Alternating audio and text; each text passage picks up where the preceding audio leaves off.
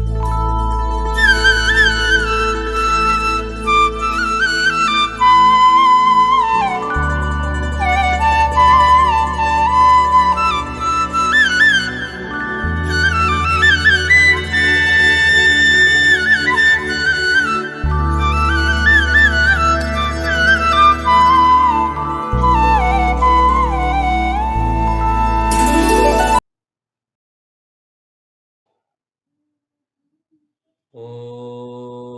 శ్రీమాత్రే నమః.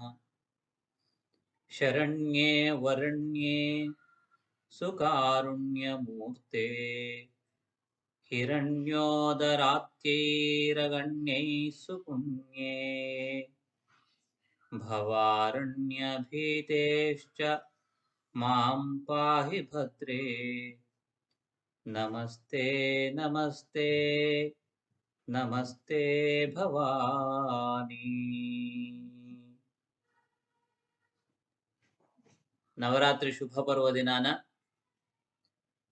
భైరవకోన ఆ భైరవేశ్వరుడి పరిపూర్ణ అనుగ్రహంతో, అమ్మవారి అనుగ్రహంతో శక్తిపీఠాలకు సంబంధించినటువంటి కొన్ని విషయాలను తెలుసుకునే ప్రయత్నం చేస్తున్నాం.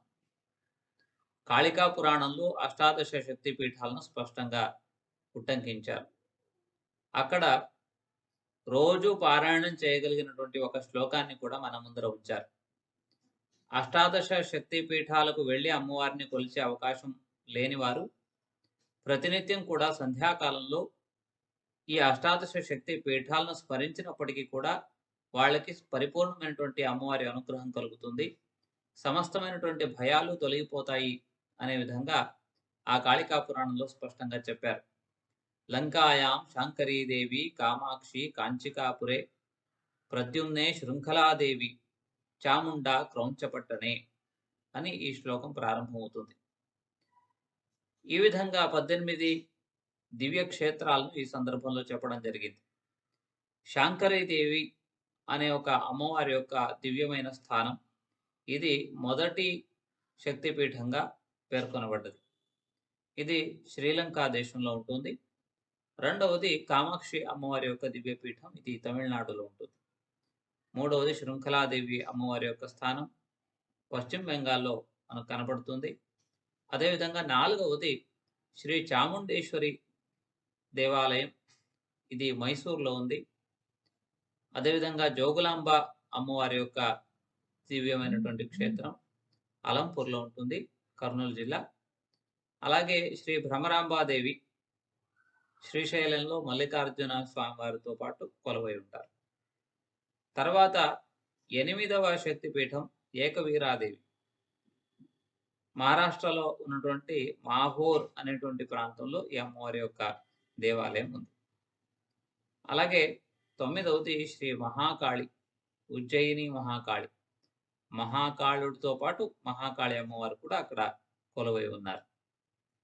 10వది శ్రీ పురోహితికా పీఠము, అంటే ఆంధ్రప్రదేశ్లో ఉన్నటువంటి పిఠాపురం, అక్కడ అమ్మవారు పురుహూతిక అనే పేరుతో కొలువై ఉన్నారు. 11వది శ్రీ గిరిజాదేవి, బాజ్పూర్ అనేటువంటి ప్లేస్లో ఒక స్థానంలో అమ్మవారి యొక్క దేవాలయం ఉంది. అదేవిధంగా శ్రీ మాణిక్యాంబాదేవి వారి యొక్క అమ్మవారి యొక్క స్థానం ద్రాక్షారామం అని చెప్తూ ఉంటాం. ఇది దక్షారామము అనేది ప్రాచీనమైనటువంటి పేరు. అలాగే శ్రీ కామరూపీదేవి, ఇది చాలా ప్రధానమైనటువంటి శక్తిపీఠం. 18 శక్తిపీఠాలలో ఇది చాలా చాలా ప్రధానమైనది, కీలకమైనది. ఈ శక్తిపీఠాన్ని ఎవరైతే సందర్శించుకుంటారో వాళ్ళు మిగతా శక్తిపీఠాలని సందర్శించుకోకపోయినా ఇబ్బంది లేదు. 14వది శ్రీ మాధవేశ్వరి దేవి, ప్రయాగ త్రివేణి సంగమం అని ఏదైతే చెప్తున్నామో ఉత్తరప్రదేశ్లో, అక్కడ అమ్మవారు కొలువై ఉన్నారు. 15వది శ్రీ వైష్ణవీదేవి. వైష్ణవీదేవి దేవాలయాలు జమ్మూ కాశ్మీర్లో ఉంది. అది శక్తిపీఠాల్లో వాటి యొక్క పరిగణన లేదు. అది చాలా గొప్ప క్షేత్రమే, కానీ శక్తిపీఠంలో భాగం కాదు.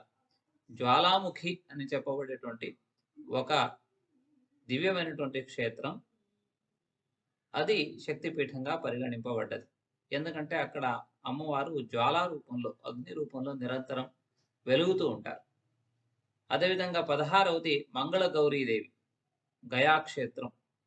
ఏదైతే ప్రధానమైనటువంటి గయా క్షేత్రం అయితే ఉందో మహావిష్ణువు తన పాదాన్ని అక్కడ ఉంచారు. అటువంటి దివ్యమైన క్షేత్రం. అలాగే శ్రీ విశాలాక్షి దేవి వారాణసిలో ఉంటారు. అమ్మవారిని అన్నపూర్ణగా కూడా కొలుస్తూ ఉంటారు. విశ్వేశ్వరుడితో పాటు ఉన్నటువంటి విశాలాక్షి అమ్మవారు కాశీలో శక్తిపీఠంగా విరాజిల్లుతూ ఉన్నారు. 18వది శ్రీ సరస్వతి అమ్మవారి యొక్క దివ్యమైన పీఠం. ఇది కాశ్మీర్లో ఉంటుంది. అత్యంత ప్రాచీనమైనది. శంకరాచార్యుల వారు కూడా సందర్శించారు. అటువంటి దివ్యమైన ఈ 18 క్షేత్రాలను ఎవరైతే స్మరించుకుంటారో వాళ్లకు ఎటువంటి భయము, భీతి ఉండదు. అలాగే ప్రతినిత్యం ఉపాసన చేసినటువంటి వ్యక్తులకు అమ్మవారి యొక్క కటాక్షం వలన ఇహలోకంలో సుఖాలతో పాటు పరలోకంలో కూడా సద్గతులు ప్రాప్తమవుతాయి. మోక్ష సాధనకు కూడా ఇది అత్యంత ముఖ్యమైనది. ఈ అమ్మవారి యొక్క ఉపాసన ఈ అన్ని శక్తి పీఠాల్లోనూ జరుగుతూ ఉంటుంది. దీంట్లో ప్రధానమైనటువంటి 2 ఉపాసన మార్గాలు ఉన్నాయి. ఒకటి దక్షిణ మార్గం, ఇంకోటి వామ మార్గం. మూడవది కూడా ఈ సమ్మిశ్రితమైనటువంటి మార్గం ఒకటి ఉంది. దీన్ని మిశ్ర మార్గం అంటూ ఉంటారు. అంటే దక్షిణము అనేది సాత్వికమైనటువంటి ఒక ఉపాసనా పద్ధతి, ప్రాచీనమైనది. చాలా మంది ఈ దక్షిణ ఆరాధనా పద్ధతి లేదా ఉపాసనా పద్ధతిని ఆరాధిస్తూ ఉంటారు. అలాగే ఇంకొకటి వామాచారం అనే పేరుతో ఉన్నది. దాంట్లో కొన్ని అభ్యంతరకరమైనటువంటి లేదా కొన్ని ఇబ్బందికరమైనటువంటి ఆచారాలు ఉంటాయి. వాటిని కూడా ఆచరించి వెళ్ళే వాళ్ళ సంఖ్య కూడా కొంత ఉంటుంది. మూడవది మిశ్ర, అంటే కొంత సాత్వికము, కొంత రాజసము, ఈ 2 రకాలైనటువంటి ఉపాసనా పద్ధతిని ఆరాధించుకుంటూ వచ్చారు. ప్రధానంగా ఎక్కువ మంది ఈ దక్షిణ పద్ధతి అంటే ఒక సవ్యమైనటువంటి ఆరాధనా పద్ధతిని అనుసరించుకుంటూ వెళ్తూ ఉంటారు. అలాగే అమ్మవారిని కొలిచేటప్పుడు కొంతమంది కొంచెం లోక విరుద్ధమైనటువంటి వ్యవహారాలు కూడా చేయడం మనం చూస్తూ ఉంటాం. దానిని ఆయా ఉపాసన గ్రంథాలు వాటిని ఖండించాయి. అంటే అక్కడ చెప్పబడినటువంటి ఏవైతే శబ్దాలు ఉన్నాయో, మాంసము, మద్యము మొదలైనటువంటి శబ్దాలు ఏవైతే ఉన్నాయో వాటిని వారు తప్పుగా అన్వయించుకొని వారు ఆ విధమైనటువంటి ప్రవర్తనలో వెళ్ళి సరైనటువంటి భగవద్ అనుగ్రహాన్ని పొందలేకపోతున్నారు. కాబట్టి తాత్వికమైనటువంటి దృష్టి లేకుండా ఆరాధనా పద్ధతులకు ఎటువంటి ప్రాధాన్యత లేదు అనే విషయాన్ని కూడా స్పష్టపరిచారు ఈ తంత్ర గ్రంథాలలో. కాబట్టి అమ్మవారి యొక్క ఉపాసన ఎక్కువ భాగం ఒక సాత్వికమైనటువంటి పద్ధతిలోనే జరుగుతూ ఉంటుంది. జపము, ఉపాసన లేదా శ్రీచక్ర ఆరాధన ఇలాంటి విధానాలతో అమ్మవారిని కొలుస్తూ ఉంటారు. అదేవిధంగా ప్రతి అమ్మవారికి సంబంధించి పురాణాల్లో విశేషమైనటువంటి మహత్వాలు, తత్వాలను తెలిపేటువంటి భాగాలు ఉన్నాయి. దుర్గా అమ్మవారికి సంబంధించినటువంటి ఒక అద్భుతమైనటువంటి విషయాలను నవదుర్గా పారాయణమని, చండీ పారాయణమని ఇలా అనేక విధాలైనటువంటి పారాయణ గ్రంథాలు కూడా ఉన్నాయి. ఆ శ్లోకాలను పఠించినంత మాత్రానే మనకు సకల సంపత్తులు, శ్రేయస్సు కలుగుతుంది. అటువంటి విధానాలు కూడా ఉన్నాయి. మనం ఈరోజు మొట్టమొదటి క్షేత్రమైనటువంటి శాంకరీ పీఠం గురించి తెలుసుకునే ప్రయత్నం చేద్దాం.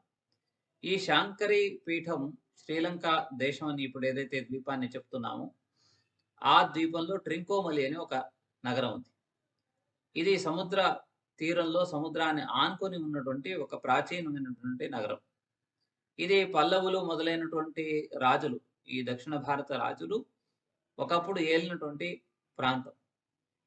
ఈ శ్రీలంక అనేటువంటిది చాలా విశేషమైనటువంటి స్థానం. రామాయణ కాలం నుండి కూడా మనకు సుపరిచితమైనటువంటి స్థానమే. రావణాసురుడు మహా శైవభక్తుల్లో, శివభక్తుల్లో ఒకడు. కాబట్టి ఆ విధంగా శివారాధన అనేది ఆ క్షేత్రంలో ప్రాచీన కాలం నుండి ఉంది. అంతకన్నా ప్రాచీనమైనటువంటిది ఈ శక్తిపీఠం. కాబట్టి ఈ మహత్తరమైనటువంటి శక్తిపీఠం ట్రింకోమలి అని చెప్పబడేటువంటి స్థానంలో ఉంది. శ్రీలంకలో ఈ తమిళ భాషను మాట్లాడే వారి సంఖ్య కూడా చాలా ఎక్కువగా ఉంటుంది. అనేక శివాలయాలు ఉన్నాయి. శివాలయాలతో పాటు కుమారస్వామిని ఆరాధించేటువంటి కౌమార అనే ఒక సంప్రదాయం ఏదైతే ఉందో ఆ సంప్రదాయానికి సంబంధించిన వాళ్ళు కూడా చాలా ఎక్కువ మంది ఉంటారు. కాబట్టి శివ పరివారానికి సంబంధించినటువంటి శివుడు, అమ్మవారు, గణపతి అలాగే కుమారస్వామి లేదా సుబ్రహ్మణ్య స్వామి వీళ్ళందరినీ కొలిచే ఒక పద్ధతి శ్రీలంక దేశంలో మనకు కనపడుతుంది. దాంట్లో అమ్మవారి యొక్క దివ్యమైనటువంటి ఈ క్షేత్రం ఏదైతే ఉందో, లంకలో ఉన్నటువంటి శాంకరి అమ్మవారి యొక్క క్షేత్రం ఇది కూడా ఒకటి. ఇది అమ్మవారి యొక్క హృదయ భాగం పడినటువంటి చోటు. అంటే అమ్మవారి యొక్క శరీరంలో హృదయ భాగం అని మనం భావించవచ్చు. అంటే అంతటి గొప్పదైనటువంటి క్షేత్రం ఇది. ఇది ఈ శ్రీలంక దేశం అని ఏదైతే చెప్తామో దాని యొక్క తూర్పు భాగంలో ఈ క్షేత్రం ఉంటుంది. అంటే భారతదేశానికి చాలా దగ్గరగా ఉంటుంది. పడమట భాగంలో ఉంటుంది. ఇది భారతదేశంలో శ్రీలంక ఒకప్పుడు ఒక భాగమే. 400 సంవత్సరాల క్రితం రామేశ్వరం నుండి ఏదైతే రామసేతు ఉందో, ఆ సేతువు ద్వారా జనాలందరూ కూడా ఆ ద్వీపానికి వెళ్ళి వచ్చే ఒక అవకాశం కూడా ఉండింది. ఆ సందర్భంలో ఈ అమ్మవారిని విశేషంగా కొలిచేటువంటి అవకాశం కూడా ఉండింది. తర్వాత కాలంలో వచ్చినటువంటి మార్పుల వలన, సముద్రం వలన ఆ సేతువు పూర్తిగా మునిగిపోవడంతో పడవల మీద మాత్రమే వెళ్ళేటువంటి అవకాశం ఉంది. ఇక్కడ ఒక అద్భుతమైనటువంటి దేవాలయం ఉంది. ఆ దేవాలయంలో ఈ అమ్మవారికి స్థానం ఉంది. ఈ దేవాలయాన్ని కోనేశ్వరన్ కోవిల్ అనే పేరుతో పిలుస్తారు. అంటే కోనేశ్వరన్ అనే పేరుతో అక్కడ పరమశివుడు కొలువై ఉన్నాడు. 1000 స్తంభాలు కలిగిన ఒక అత్యద్భుతమైనటువంటి దేవాలయం. ఆ దేవాలయంలో ఆ స్వామివారితో పాటు ఈ శక్తిపీఠం ఇప్పటికి కూడా ఉంది. ఇక్కడ అనేక ఉత్సవాలను, అలాగే ఊరేగింపులు, పూజలు, పునస్కారాలు అన్నిటిని కూడా శైవ సంప్రదాయాన్ని అనుసరించి ఇప్పటికి కూడా జరుపుకుంటూ ఉన్నారు. కాబట్టి సులభంగా మనం వెళ్ళి దర్శించుకోగలిగినటువంటి మహత్తరమైనటువంటి క్షేత్రం ఇది. ఈ దేవాలయానికి సంబంధించిన ఆ ప్రాంతము లేదా స్థల పురాణాన్ని మనం ఒకసారి పరిశీలించినట్లయితే, ఇక్కడ అనేక పర్వతాలతో కూడినటువంటి ప్రాంతం. ఈ పర్వతాలను దక్షిణ కైలాసంగా పిలుస్తారు. ఈ కోనేశ్వరన్ అని చెప్పబడేటువంటి స్వామివారు అంటే శివుడు, ఆయన సాక్షాత్తు కైలాసం నుండి వచ్చినటువంటి దక్షిణ కైలాసంలో నెలకొని ఉన్నటువంటి స్వామి. కాబట్టి శివుడు ఉన్న చోట పార్వతి అమ్మవారు ఉండడం సహజమే. కాబట్టి ఈ హిమాలయం తర్వాత చెప్పుకోదగినటువంటి దక్షిణ కైలాసంగా చెప్పుకోని ఆ యొక్క పర్వత శ్రేణుల మధ్యలో ఈ ఒక సౌందర్యంతో కూడిన అత్యద్భుతమైనటువంటి స్థానంలో ఈ అమ్మవారి యొక్క క్షేత్రం ఉంది. ఇక్కడ అమ్మవారిని శైవ సంప్రదాయాన్ని అనుసరించి ఆరాధిస్తూ ఉంటారు. అనేక ఉత్సవాలు జరుగుతూ ఉంటాయి. అదేవిధంగా కైలాసంలో ఉన్నటువంటి మహత్వాలు, గొప్పతనాలు ఏవైతే ఉన్నాయో అన్నీ కూడా ఈ దక్షిణ కైలాసంగా పిలువబడేటువంటి ఈ స్థానంలో కూడా ఉన్నాయని చెప్తారు. ఇక్కడ ప్రవహించే నదిని గంగా నది అనే పేరుతోనే పిలుస్తూ ఉంటారు. అంటే ఆ హిమాలయం నుండి ప్రవహించేటువంటి గంగాదేవి ఈ దక్షిణ కైలాసంలో ఈ విశేషమైనటువంటి జలప్రవాహంగా ప్రవహిస్తుంది అనేది ప్రజల యొక్క, భక్తుల యొక్క గాఢమైనటువంటి విశ్వాసం. అదేవిధంగా ఇక్కడ మిగతా ప్రమథ గణాలు మొదలైనటువంటి అన్ని దేవాలయాలు కూడా ఇక్కడ ఉన్నాయి. అదే విధంగా ఇక్కడ దగ్గరలోనే ఉన్నటువంటి సముద్రాన్ని గోకర్ణ క్షేత్రంగా వాళ్ళు పిలుస్తూ ఉంటారు. అంటే గోకర్ణ సముద్రం అనే పేరుతోనే పిలుస్తారు. అంటే కర్ణాటకలో ఒక గోకర్ణ క్షేత్రం ఉంది సముద్ర తీరంలో. అక్కడ పరమశివుడి యొక్క ఆత్మలింగం ప్రతిష్టాపితమై ఉంది. అంటే రావణాసురుడు తన తల్లి కోసమని, పూజ కోసమని కైలాసానికి వెళ్ళి ఆ శివుడి యొక్క ఆత్మలింగాన్ని సంపాదించుకొని వస్తాడు గొప్ప తపస్సుతో. ఆత్మలింగాన్ని స్వీకరించి వస్తున్నటువంటి సందర్భంలో దేవతలు ఇది ఎలాగైనా సరే ఈ దుష్టుడైన రాక్షసుడి యొక్క పాలు కాకూడదు అనే ఒక ఉద్దేశంతో గణపతిని అక్కడికి పంపిస్తారు. ఆ గణపతి ఆ పరమశివుడితో, శివుడి యొక్క ఆత్మలింగాన్ని పట్టుకున్నటువంటి రావణాసురుడి దగ్గరికి వస్తాడు. రావణాసురుడు చాలా నిష్ఠాగరిష్ఠుడు, త్రికాల సంధ్యావందనాదులు చేసేటువంటి మహనీయుడు. కాబట్టి సాయంకాలం సంధ్యాకాలం సమీపిస్తూ ఉండడంతో ఆ క్షేత్రంలో సముద్ర తీరంలో అతను సంధ్యావందనం చేయాలి అని అనుకుంటూ ఉండగా ఆ శివలింగాన్ని నేల మీద పెట్టకూడదు. నేల మీద విడిచినట్లయితే అది అక్కడే స్థిరం అయిపోతుంది. కాబట్టి ఎట్టి పరిస్థితుల్లోనూ కూడా నేల మీద పెట్టడానికి లేదు. కాబట్టి అక్కడే కనపడినటువంటి ఒక బాలకుడు లాగా ఉన్న వినాయకుడి చేతులు పెడతాడు. ఆ పెట్టినప్పుడు ఆయన సంధ్యావందనానికి వెళ్తాడు. నేను 3 సార్లు పిలిచే లోపల నువ్వు రావాలి అని ఒక షరతును విధిస్తాడు గణపతి. అలాగే అని రావణాసురుడు వెళ్తాడు. ఆయన స్నానాదులు పూర్తి చేసుకొని తిరిగి వచ్చే లోపలే వినాయకుడు 3 సార్లు రావణాసురుడిని పిలిచి ఆ శివలింగాన్ని నేల మీద అలా వదిలేస్తాడు. అక్కడే మహాబలేశ్వరుడు అనే పేరుతో గోకర్ణ క్షేత్రంలో ఆ పరమశివుడి యొక్క ఆత్మలింగం ప్రతిష్టాపితమై ఉంది. ఇది కర్ణాటకలో ఉన్న గోకర్ణ క్షేత్రం యొక్క మహాబలేశ్వర క్షేత్రం యొక్క ఒక వైశిష్ట్యం. అంటే శివరాత్రి సందర్భాన గోకర్ణ క్షేత్రాన్ని కూడా తలుచుకున్నటువంటి ఒక సందర్భం వచ్చింది. ఎందుకంటే ఈ శాంకరీ పీఠం దగ్గర ఉన్నటువంటి సముద్రాన్ని గోకర్ణ క్షేత్రంగా పిలుస్తారు. అంటే గోకర్ణ సముద్రం అనే పేరుతో పిలుస్తారు. కాబట్టి ఈ క్షేత్రానికి ఇటువంటి ఒక ప్రాశస్త్యం ఉన్నది. అంటే గోవు యొక్క కర్ణం అంటే చెవులాగా ఆ సముద్ర తటం అలా ఉంటుంది. ఆ ఆకృతిలో ఉంటుంది. కాబట్టి ఇటువంటి భవ్యమైనటువంటి క్షేత్రం ఇది.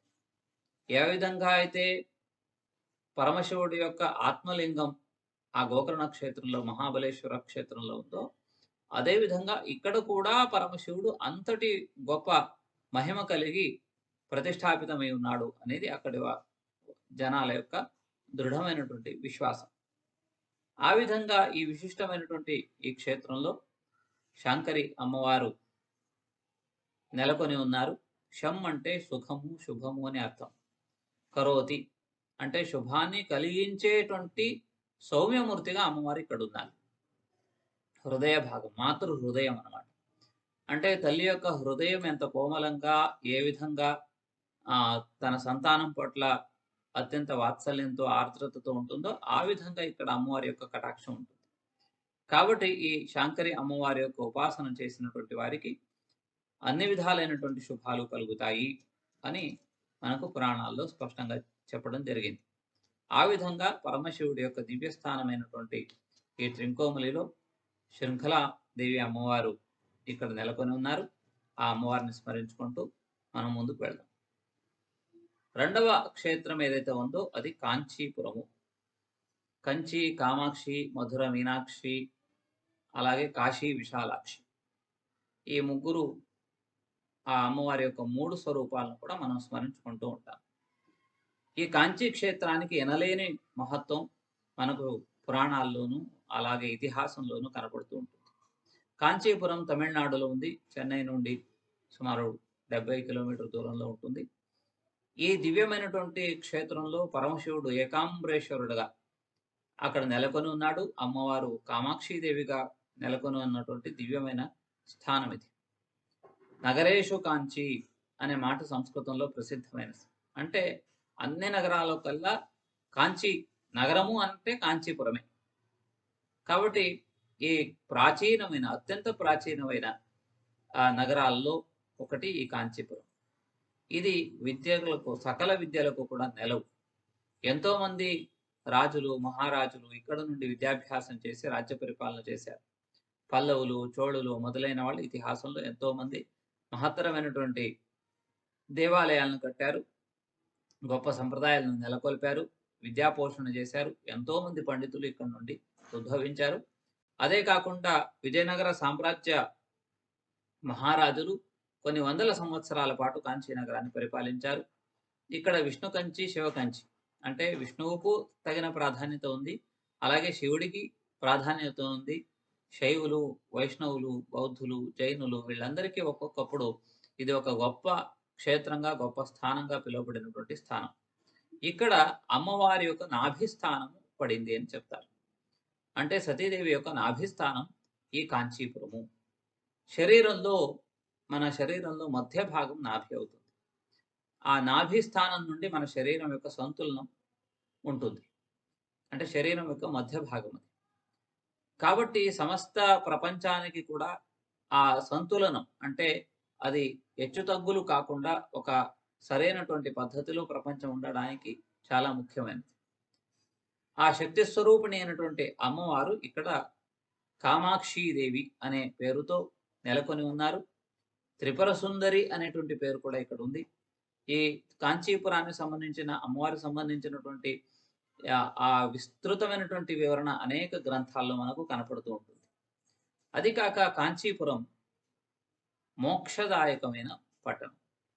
అయోధ్య, మథుర, మాయా, కాశీ, కాంచీ, అవంతిక, పురి, ద్వారావతి చైవ అనే శ్లోకంలో కాశీ నగరం ఉంది.